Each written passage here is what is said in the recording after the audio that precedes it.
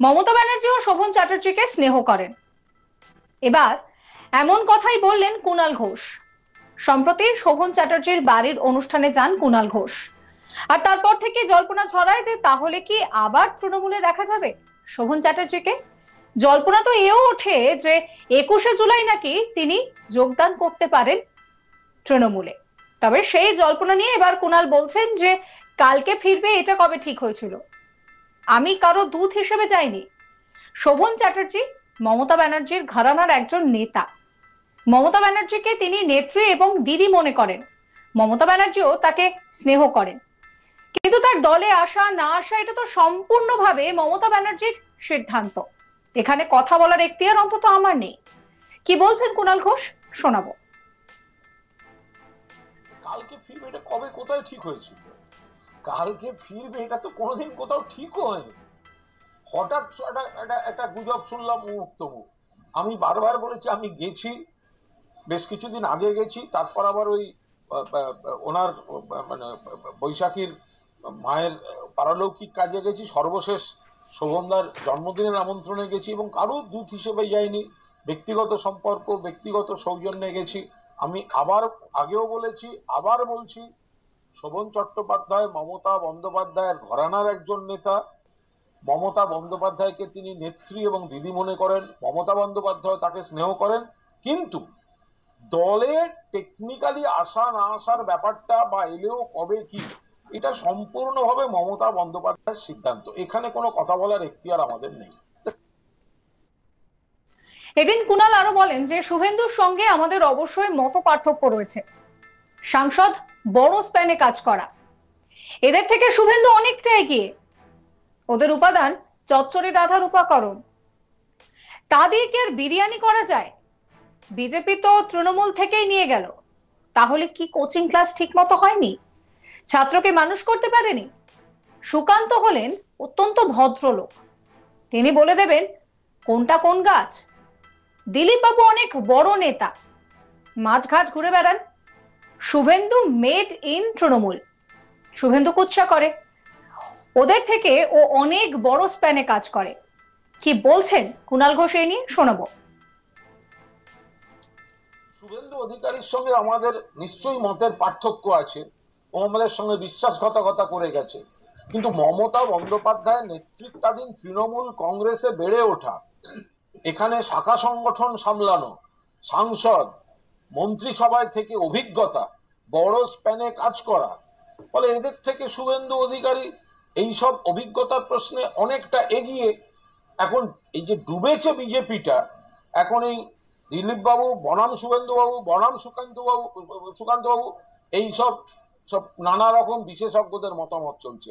আসল কথা হচ্ছে বিজেপির রাজ্য নেতৃত্ব, এদের উপাদানটা হচ্ছে চচ্চড়ি রাঁধার উপাদান।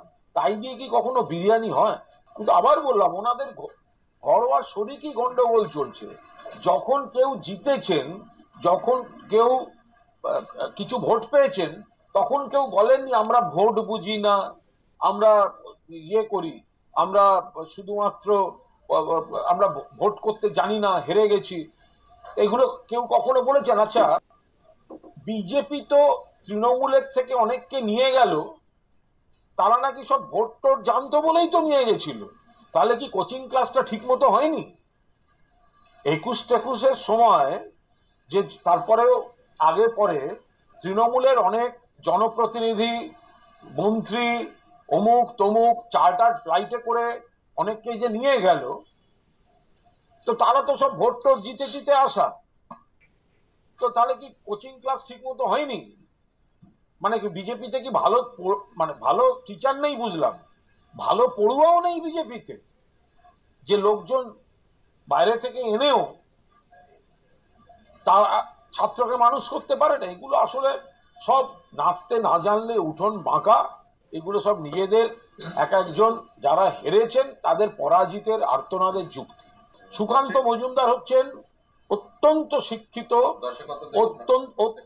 অত্যন্ত ভদ্রলোক, এবং যে কোনো গাছপালা দেখিয়ে দেবেন, যে কোনো গাছপালা দেখিয়ে দেবেন, যে কোনো গাছপালা দেখিয়ে দেবেন, বন জঙ্গল দেখিয়ে দেবেন, সুকান্ত মজুমদার বলে দেবেন কোনটা কোন গাছ কোন উদ্ভিদ। অত্যন্ত ভালো মানুষ। তার থেকে দিলীপ ঘোষ মাঠে ঘাটে ঘুরে নানা রকম বিতর্কিত কথাবার্তা বলে কর্মীদের সঙ্গে মিশে দিলীপবাবু অনেক বড় নেতা। আর শুভেন্দুবাবু নিশ্চিতভাবে যেহেতু মেড ইন তৃণমূল, তৃণমূলে অনেকটা দক্ষতার সঙ্গে, তৃণমূল তো একটা দক্ষ দল, তা সেখানে যদি কেউ কোনো জায়গায় থেকে থাকে তারা অনেকটা শেখার সুযোগ পায়। একটা স্প্যান, একটা বড় স্প্যানে কাজ করেছে, এটা তো অস্বীকার করার নয়, সেই জন্যই তো ওরা নিয়েছিল। তো ফলে সেই জায়গায় শুভেন্দুর সঙ্গে আমাদের মতো পার্থক্য। শুভেন্দু বিশ্বাসঘাতকতা করেছে, শুভেন্দু কুৎসা করে, শুভেন্দু আজে বাজে কথা বলে, আমরা তার জবাব দিই। কিন্তু বিজেপির অভ্যন্তরীণ সমীকরণ দেখলে শুভেন্দু নিশ্চিতভাবে ওদের মধ্যে সব থেকে বড় স্প্যানে কাজ করা, তারাও ব্যর্থ হচ্ছে। সেই কারণে এখন এই ত্রিভুজের মারামারি চলছে। সুকান্ত মজুমদার মানুষ হিসেবে 10-এর মধ্যে 9 আর নেতা হিসেবে 10-এর মধ্যে 2। দিলীপ ঘোষ মানুষ হিসেবে 10-এর মধ্যে 9 আর নেতার হিসেবে 10-এর মধ্যে 7। আর শুভেন্দু অধিকারী মানুষ হিসেবে 10-এর মধ্যে 4 আর নেতা হিসেবে ওদের মধ্যে 10-এর মধ্যে 9। শুভেন্দু অধিকারী, সুকান্ত মজুমদার, দিলীপ ঘোষ, এদেরকে যেরকম কুণাল ঘোষ র্যাঙ্কিং দিলেন, কেমন তারা মানুষ, কেমন তারা রাজনীতিবিদ, তার পাশাপাশি শোভন চ্যাটার্জির প্রসঙ্গেও মন্তব্য করলেন। তিনি পরিষ্কার বলছেন যে মমতা ব্যানার্জিও তো শোভন চ্যাটার্জিকে স্নেহ করেন, এবং তিনি বলছেন যে কারোর দূত হয়ে যে তিনি শোভন চ্যাটার্জির বাড়িতে গিয়েছিলেন তা নয়। কুণাল ঘোষের শোভন চ্যাটার্জির বাড়িতে যাওয়ার পরই একটা জল্পনা বেড়ে যায় যে তাহলে কি এবার তৃণমূলে ফিরে আসবেন শোভন বাবু। জল্পনা তো এও শোনা গিয়েছিল যে হয়তো 21শে জুলাইয়ের মঞ্চে তিনি নাকি যোগদান করবেন। সেই নিয়ে কুণাল ঘোষ বলছেন যে কে কার কখন যোগদান করবে সবটা তো মমতা ব্যানার্জি জানেন, তিনি তো কারো দূত হিসেবে যাননি। আর শোভন চ্যাটার্জি মমতা ব্যানার্জির একজন ঘরানার নেতা। এই সমস্ত কিছু নিয়ে কি বলছেন কুণাল ঘোষ শোনাবো আপনাদের। কালকে ফিরবে এটা কবে কোথায় ঠিক হয়েছিল? কালকে ফিরবে এটা তো কোনোদিন কোথাও ঠিক হয়নি। হঠাৎ একটা গুজব শুনলাম মুখ তমুক।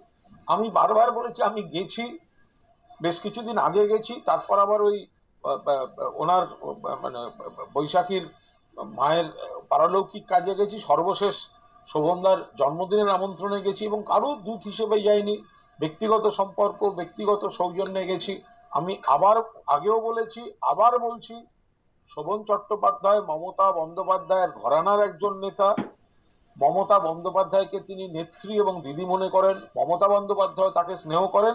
কিন্তু দলে টেকনিক্যালি আসা না আসার ব্যাপারটা বা এলেও কবে কি, এটা সম্পূর্ণভাবে মমতা বন্দ্যোপাধ্যায়ের সিদ্ধান্ত, এখানে কোনো কথা বলার এখতিয়ার। সাবস্ক্রাইব করবেন আজ তাক বাংলার ইউটিউব চ্যানেলকে, ফলো করতে ভুলবেন না হোয়াটসঅ্যাপ চ্যানেলও।